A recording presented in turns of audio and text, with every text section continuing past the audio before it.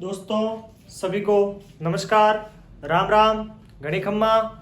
मैं आपके साथ जगदीश कुमार चौधरी आज जेके एजुकेशन चैनल पर कक्षा 10th की मैथमेटिक्स का जो अध्याय नंबर 3 अपना चल रहा था, दो चरों वाले रैखिक समीकरण, हम उनके बारे में आज अगला क्वेश्चन यानी 3.4 का क्वेश्चन नंबर 2 हल करने जा रहे हैं। दोस्तों हमने इससे पिछली क्लास में हमने क्वेश्चन नंबर 1 को विलोपन विधि द्वारा पूर्ण रूप से हल कर लिया था।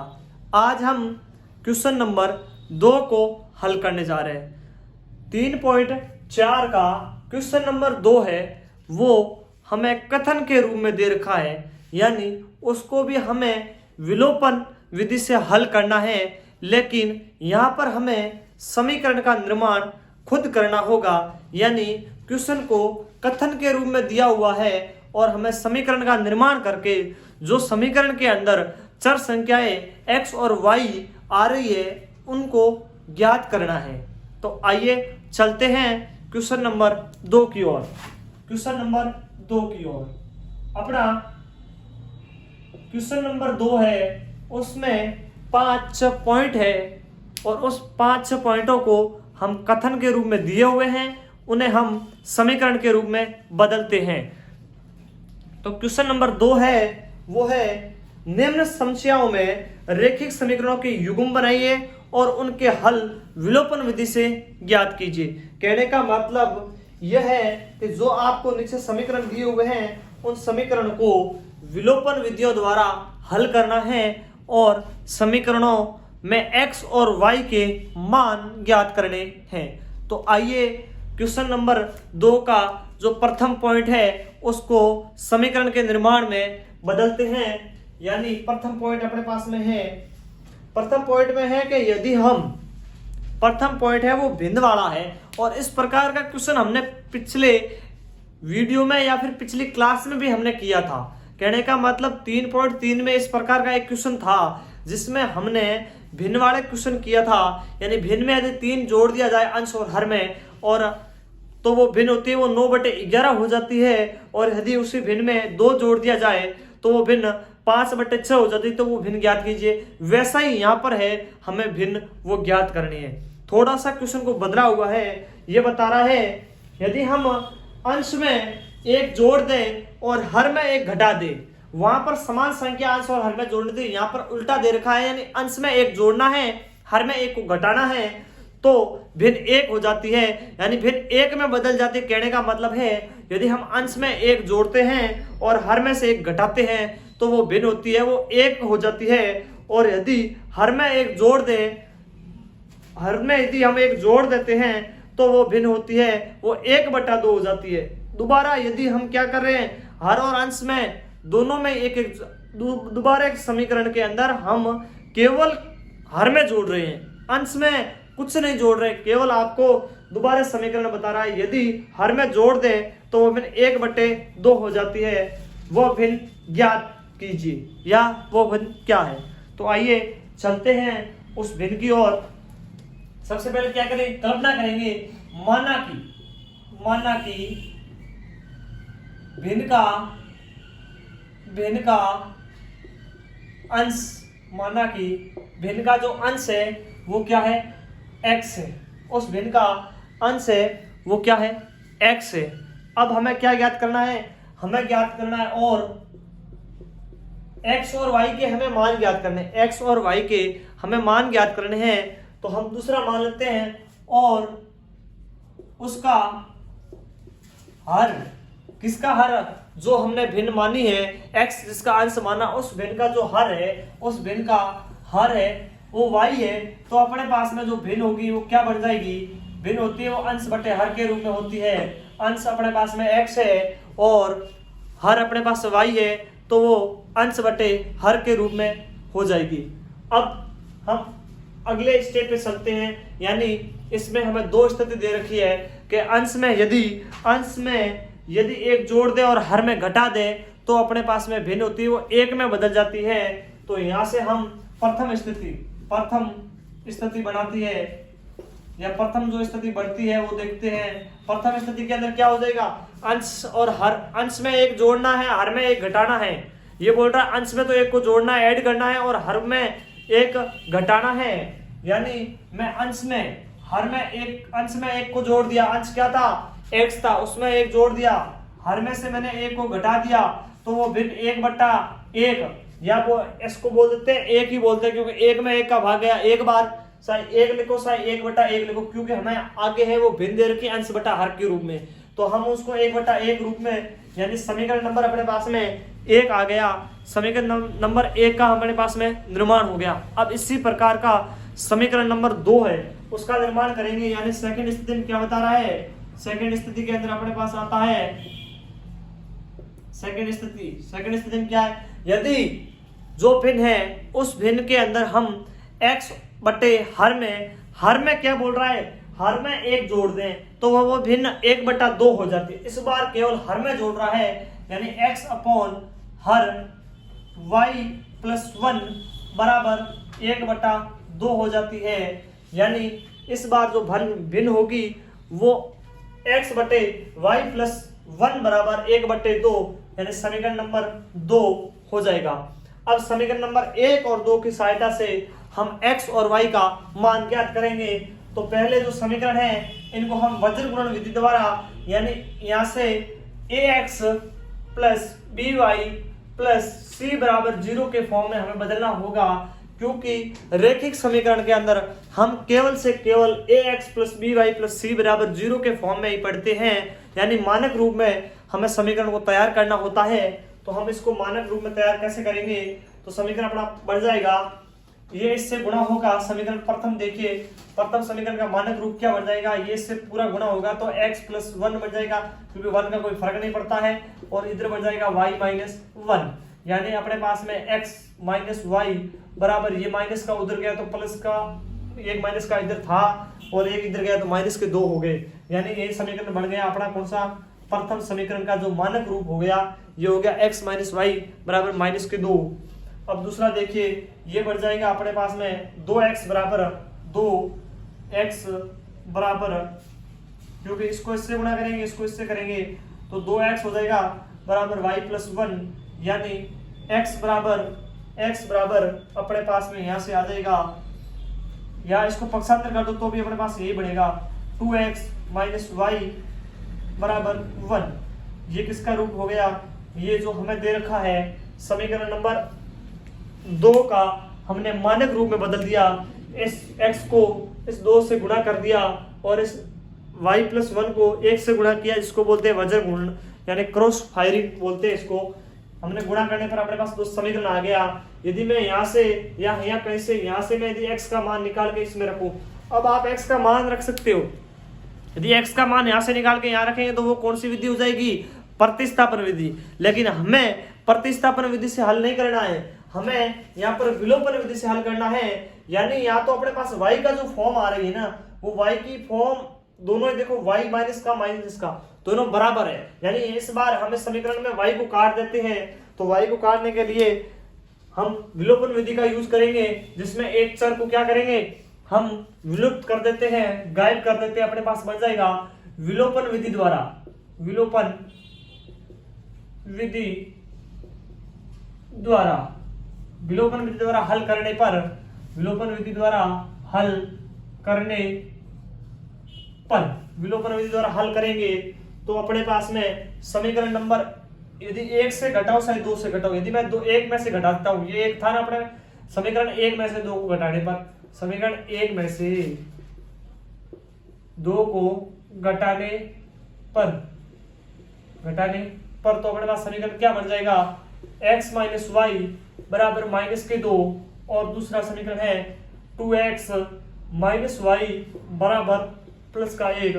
यानी y के चिन्ह चेंज हो जाएंगे, क्योंकि सबके चिन्ह चेंज हो, ये माइनस का हो जाएगा, ये प्लस का हो जाएगा, ये माइनस का हो जाएगा, ये कैंसिल आउट हो जाएगा, और यहाँ से ये माइनस का ये प्लस का, तो x बच जाएगा किसका, माइनस का, और उधर का ये भी माइनस का, ये भी माइनस का, माइनस का 3 बढ़ जाएगा, और माइनस माइनस कैंसिल आउट होके अपने पास में x का मान होगा वो 3 आ जाएगा।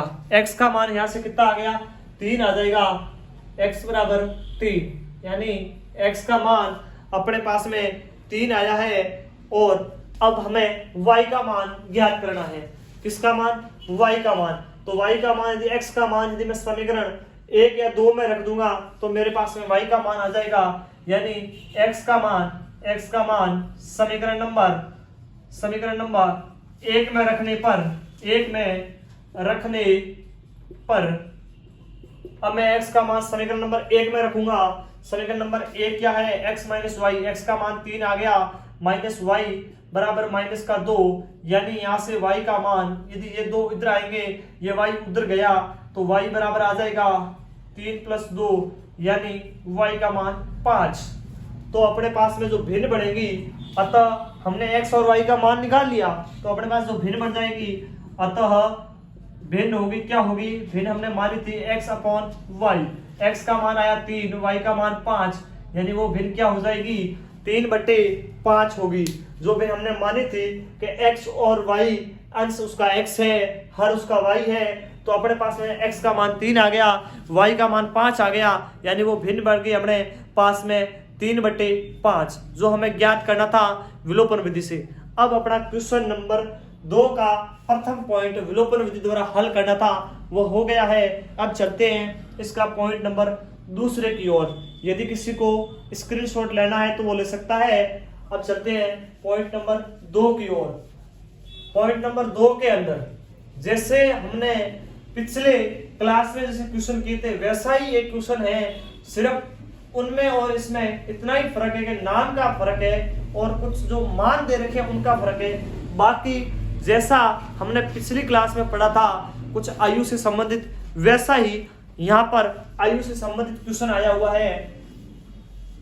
दोस्तों, आयु से संबंधित क्वेश्चन केवल 10th क्लास में ही नहीं, आपको कंपटीशन में भी, यानी प्रतियोगिता जो परीक्षाएं होती है उनमें भी ये आयु संबंधित क्वेश्चन होते हैं, वो पूछे जाते हैं, या ज्यादातर यही क्वेश्चन है वो आने की संभावना होती है। इसीलिए मैं बोलता हूँ कि आपको जहां तक हो आयु से संबंधित क्वेश्चन सारे के सारे आसानी से और सरल भाषा में या सरल विधि द्वारा समझाए जाए। और ज्यादा से ज्यादा ये जो आयु से संबंधित जितने भी क्वेश्चन आपको अपनी बुक में या फिर मान लीजिए कहीं और से भी यदि आपको कहीं मिलते हैं या उपलब्ध करवाए जाते हैं तो वो क्वेश्चन निकालने की कोशिश करें, क्योंकि आयु वाले जो क्वेश्चन होते हैं ना, ये ज्यादा संभावना होती है गलत होने की और ज्यादा संभावना भी होती है सही होने की, क्योंकि जैसे इनका जो आप आंसर यानी उत्तर निकालोगे अपने पास में ये पता लग जाता है क्या जो हमने किया है वो सही है या गलत। इसीलिए हम चलते हैं क्वेश्चन नंबर 2 का पॉइंट नंबर 2 की ओर। पॉइंट नंबर 2 देखते हैं, पॉइंट नंबर 2 क्या है। पॉइंट नंबर 2 में दे रखा है 5 वर्ष पूर्व, कुछ समय दिया हुआ है कि 5 साल पहले, आज से जो वर्तमान चल रहा है समय, उससे 5 साल पहले नूरी नाम की कोई लड़की है, ये बता रहा है कि नूरी नाम की कोई लड़की है, उसकी आयु है वो सोनू नाम की कोई लड़की है, उस आयु की सोनू की आयु की 3 गुणी थी। 5 वर्ष पहले, 5 साल पहले नूरी की जो आयु है वो सोनू की आयु से 3 गुणी थी, और 10 वर्ष पश्चात यानी 10 साल बाद में नूरी की जो आयु है वो सोनू की आयु की 2 गुणी हो जाती है। यानी कहने का मतलब 10 साल बाद में नूरू की आयु सोनू की आयु की केवल 2 गुणी रह जाती है। तो नूरी और सोनू की आयु ज्ञात करो। यानी सबसे पहले हम कल्पना करते हैं, माना कि नूरी की वर्तमान आयु हम वर्तमान में है, इसलिए वर्तमान ले रहे हैं, क्योंकि सबको ये क्वेश्चन में भी हमें दिया हुआ है कि 5 साल पहले 10 साल बाद में, यानी अब हम जो चल रहे हैं वो वर्तमान में है, तो वर्तमान ले रहे हैं कि वर्तमान आयु है वो x वर्ष है। कितनी? x वर्ष है। और सोनू की वर्तमान आयु वाई वर्ष है। क्या है? वाई वर्ष है।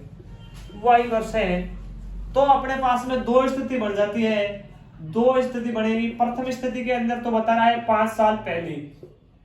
कितने साल? 5 साल पहले उसकी जो आयु थी नूरू की, वो सोनू की आयु की थी, वो 3 गुणी थी। कितने गुणी थी? 3 गुणी थी। यानी सोनू को भी पहले नूरू को 5 साल लेके जाओ, फिर सोनू को वापस 5 साल पहले का मतलब माइनस है, पश्चात का मतलब या बाद का मतलब होता है प्लस होता है, हम माइनस कर दिया।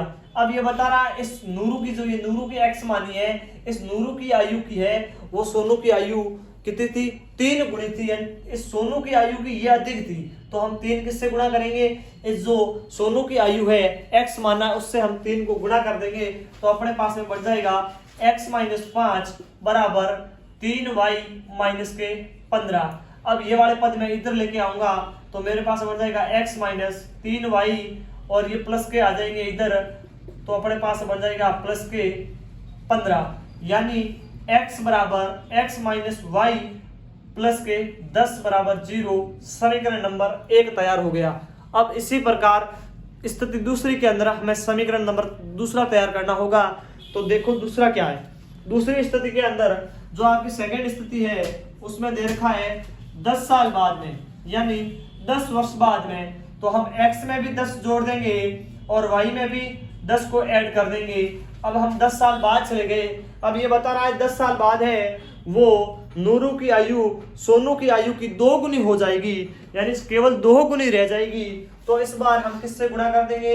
जो सोनू की आयु है, जो y सोनू की मानी है, उसको 2 से गुणा कर देंगे। ठीक है ना।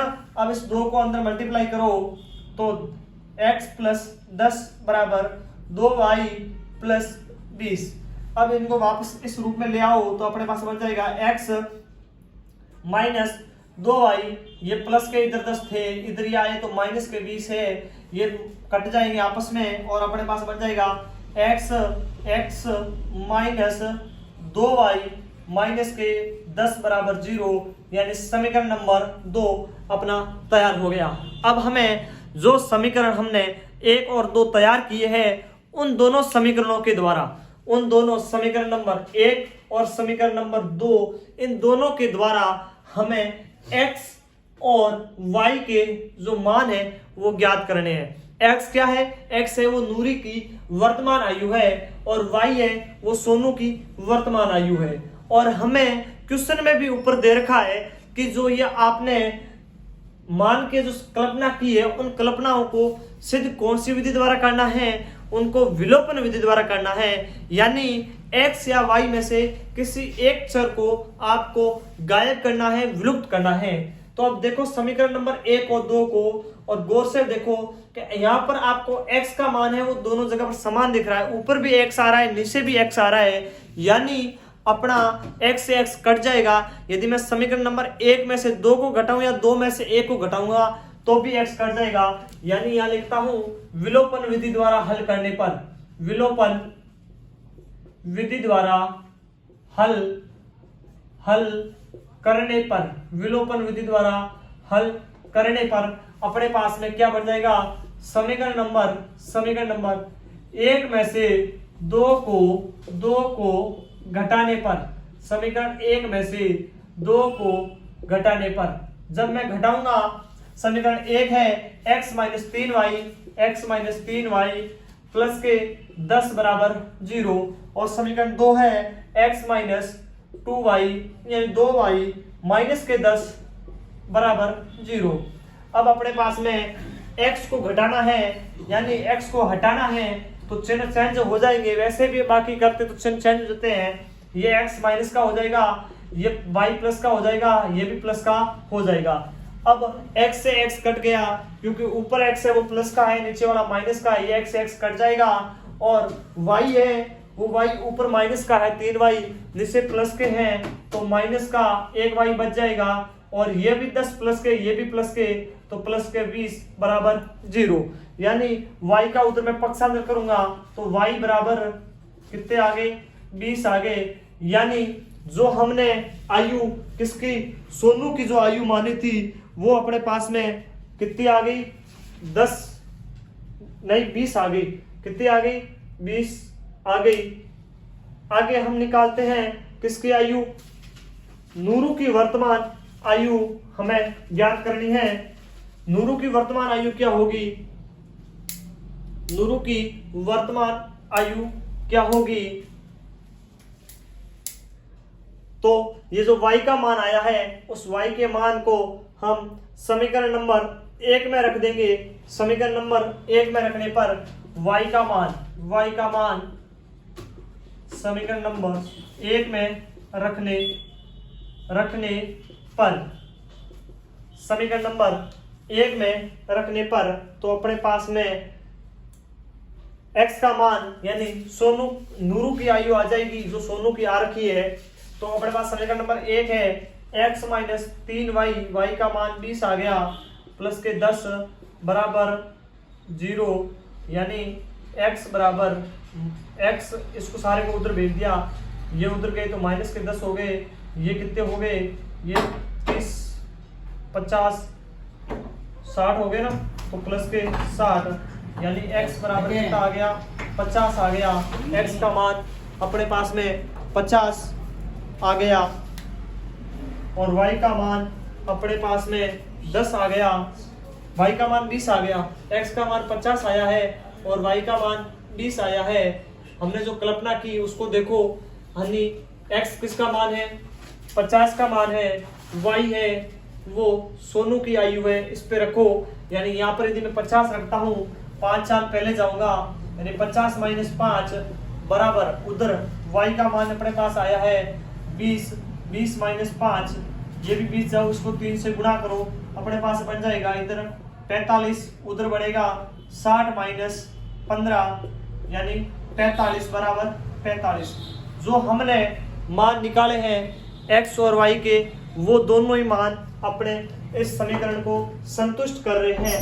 यानी यदि उस नूरू की जो वर्तमान नूरू की आयु है यदि वो 50 होगी तो सोनू की वर्तमान क्या आयु होगी 20 वर्ष होगी। यानी नूरू 50 वर्ष की है तो सोनू वर्तमान में 20 वर्ष की होगी। अब हमने क्वेश्चन नंबर 2 के पॉइंट नंबर 2 को विधिवत ढंग से पूर्ण रूप से हल कर लिया है। अब चलते हैं इसी का अगला तीसरा पॉइंट में चलते हैं। तो आइए चलते हैं पॉइंट नंबर 3 में। पॉइंट नंबर 3 है वह पॉइंट नंबर 3 है जो कुछ अलग ढंग का दे रखा है। कहने का मतलब अब तक हमने जितने भी क्वेश्चन किए हैं उनमें से ये थोड़ा सा नया टाइप का है।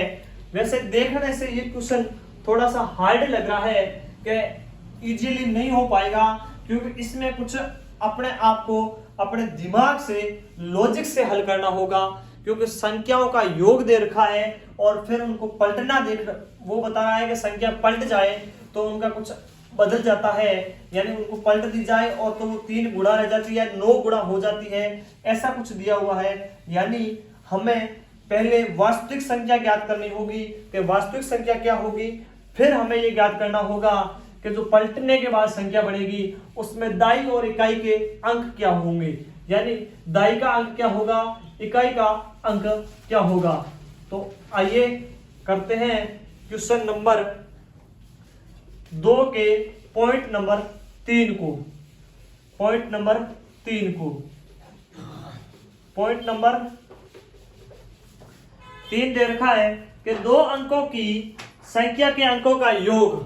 पॉइंट नंबर 3 है 2 अंकों की संख्या के अंकों का योग है वो 9 है। यानी आपको 2 अंकों की कोई भी संख्या है उन दोनों का योग कर दिया जाए तो उन दोनों का योग होना चाहिए वो 9 होना चाहिए, और उस संख्या का 9 गुणा जो आपने संख्या ली है उसका 9 गुणा कोमा संख्या के अंकों को पलटने से बनी संख्या का 2 गुना होता है। यानी आपने जो संख्या ली है उस संख्या का यदि 9 गुना कर दिया जाए और फिर जो संख्या ली उसको पलट दिया जाए, उसके पद चेंज कर दिए जाए, अंक चेंज कर दिए जाए, तो वो केवल 2 गुना रह जाता है। तो आपको बताना है कि वो संख्या ज्ञात कीजिए। क्या करना है कि वो संख्या ज्ञात कीजिए। तो आइए चलते हैं, कल्पना करते हैं माना कि संख्या का इकाई का अंक, कोई संख्या का इकाई का अंक। अब हम एक शब्द ले रखा है, वो है इकाई का शब्द हमने इसलिए यूज किया क्योंकि उसने क्वेश्चन में दे रखा है कि 2 अंकों की संख्या, और 2 अंकों की संख्या के अंदर इकाई का अंक भी होता है, दहाई का भी होता है। तो हमें यह पता लगाना है कि इकाई हमने क्या मानी और दहाई हमने क्या माना है, इसीलिए हमने इकाई शब्द का यूज किया है। यानी इकाई का अंक x है और दहाई का अंक y है। दहाई का अंक क्या है? y है। यदि इकाई का अंक x हो और दहाई का अंक y हो तो अपने पास वो संख्या का योग होगा, वो कितना हो जाएगा? जो प्रथम स्थिति में आपको दे रखा है, यानी प्रथम क्वेश्चन के अंदर आपको प्रथम जो समीकरण उसमें दे रखा है कि इकाई का अंक प्लस दहाई का अंक दोनों का योग है वो 9 के बराबर है, यानी 9 हो जाता है। यानी 2 अंकों की संख्या का योग है वो 9 है, यानी प्रथम समीकरण अपने पास बन चुका है। अब दूसरी स्थिति यानी दूसरा समीकरण का निर्माण करना है। उसमें देखो दूसरी स्थिति में यह बताना है जो आपने संख्या मानी है उस संख्या को पलट दिया जाए तो जो संख्या होगी उसका 9 गुना का वो 2 गुना हो जाता है। माना कि वास्तविक संख्या क्या होगी अपने पास में? वास्तविक संख्या क्या होगी? यानी जो हमने संख्या मान रखी है वास्तविक संख्या क्या है? वास्तविक संख्या यह है कि इकाई का अंक क्या है? x है, दहाई का अंक यानी 10 गुणा y। अब 10 गुणा y क्यों होगा? कुछ बच्चों को यह भी समझ नहीं आया क्योंकि हम जो इकाई का अंक होता है वो इकाई का हम किसी भी पढ़ते हैं तो इकाई यानी 1, उसके आगे 0 लग जाए फिर क्या बोलते हैं? इकाई दहाई, यानी 2 अंक होते हैं। तो यहाँ पर 10 से गुणा होता है, जब 10 के बाद में दहाई लगता है। 9 तक इकाई के अंक होते हैं सारे, 10 होते ही क्या हो जाता है? दहाई का अंक, और 99 तक क्या चलते हैं? दहाई के अंक चलते हैं, यानी 10 का गुणा चल रहा है। तो यहाँ पर ये क्या हो रहा है? हमें y को 10 से गुणा करना पड़ेगा। किससे? 10 से गुणा करना पड़ेगा और इन दोनों का योग होगा, वो क्या होगा? वास्तविक संख्या होगी। अब ये बताना पलटने पर, उसने दे रखी है ना, पलटने पर बनी संख्या, पलटने पर जो बनी संख्या होगी वो पलट दिए, अंकों को पलटा उसने, संख्या को अंकों को पलट दिया, यानी x की जगह y लेके आया, y की जगह पर x ले आया, तो 10x प्लस y, यानी अंकों को दे रखा, उसने क्वेश्चन में भी दे रखा है कि संख्या का 9 गुना संख्या के अंकों को पलटने पर हमने अंक पलटा, जो x मान था उसको y बनाया और जो y मान था उसको x बनाया, तो 9 गुना हो जाता है। किसका 9 गुना हो जाता है? पहले संख्या क्या थी? 10y प्लस x, इसका 9 गुना, यानी इसको 9 से गुणा करना है। और पलटने पर बड़ी संख्या है उसका कितना गुना हो जाता है? पलटने पर बड़ी संख्या का 2 गुना हो जाता है, यानी 2 से गुणा कर देंगे। जो अपने पास जो समीकरण बनेगा उनको हम 2 से गुणा कर देंगे। तो अब अपना समीकरण दूसरा क्या बन जाएगा? ये y 10y है, ये 9 से गुणा होगा, x भी 9 से गुणा होगा, तो 10y 9 के 90y बढ़ गया। फिर अपने पास में x हो जाएगा, वो कितना बढ़ जाएगा? x होगा वो 9x बढ़ जाएगा, 9 से गुणा होके बराबर ये 20x बढ़ जाएगा और प्लस में 2y बढ़ जाएगा। अब कुछ चेंज करो क्योंकि दोनों पदों में आ रखे हैं, इस पदों को हटाने के लिए हमें चेंज करना होगा। तो अपने पास बढ़ेगा 90y minus 2y plus 9x minus 20x, यानी अपने पास ये बनेगा 90 में से 2 गए तो पीछे 88y बढ़ जाएंगे और ये माइनस के 9 गए हैं, यानी 11x बराबर 0। अब हमें ये समीकरण नंबर 2 बन गया है, अपने पास में समीकरण नंबर 2 आ गया है। अब हम समीकरण नंबर 2 और 1 को विलोपन विधि से हल करेंगे, यानी विलोपन विधि द्वारा इस समीकरणों का मान ज्ञात करेंगे। तो देखो दोस्तों समीकरण नंबर 2 है ना, इसको थोड़ा आगे भी हल कर सकते हैं। यहाँ से देखो 11 कॉमन ले जाए क्योंकि 88 में भी 11 का भाग जा रहा है और 11 का तो 11 में जा ही रहा है। तो यहाँ से यदि मैं कॉमन ले लूं, कॉमन वो संख्या आती है यदि हम कॉमन किसी संख्या से लेते हैं तो उसके अंदर हम उसका भाग देते हैं, पूरा भाग जाता तो है कॉमन आएगी, यदि पूरा भाग नहीं जा रहा तो उसके बट्टे में आ जाती है। तो यहाँ पर तो पूरा भाग जा रहा है, 11 कॉमन लिया तो 88 के अंदर आपके पास में 8y बच जाएगा और यहाँ पर 11 बाहर आ गए तो पीछे x बच जाएगा बराबर 0 है। ये 11 उधर चले गए तो उससे गुणा होंगे, किससे 0 से, तो 0 हो जाएगा। तो अपने पास दूसरा समीकरण बढ़ेगा वो 8y माइनस x बराबर 0। यह समीकरण नंबर 2 का ही रूप है, हमने छोटा रूप कर दिया क्योंकि 88 11 थोड़ा सा बड़ा बनता है और इन दोनों को जब देखते हैं तो अपने दिमाग में आता है कि हाँ 11 और 88 के अंदर कुछ रिश्ता है, दोनों को भाग से डिवाइड हो सकता है, दोनों में भाग जा रहा है। इसलिए छोटा रूप करने से अपना जो क्वेश्चन होता है उसकी कैलकुलेशन यानी गुणा भाग जोड़ बाकी होती है वो सरल बन जाती है, हमें सरल ही बनाना है। अब हम क्वेश्चन नंबर 1 और 2 को विलोपन विधि द्वारा हल करते हैं। कौन सी? विलोपन विधि द्वारा हल करने पर हम विलोपन विधि का यूज करेंगे। अपने पास में समीकरण नंबर 1 क्या है? समीकरण नंबर है x प्लस वाई बराबर 9। यदि मैं समीकरण नंबर 1 को 8 से गुणा कर दूं, किससे?